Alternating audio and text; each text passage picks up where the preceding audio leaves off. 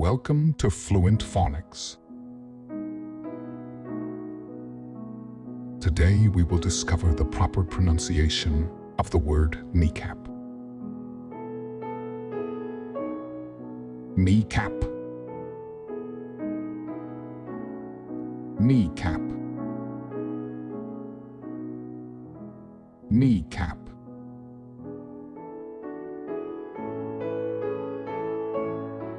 Here's an example of how one might use it in a sentence.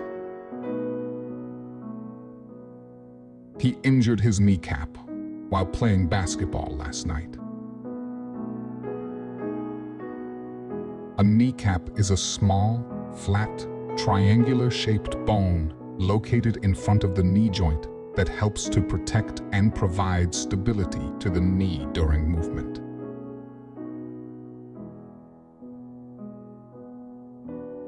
Thank you for your time. If you enjoyed this, please like and subscribe for further content.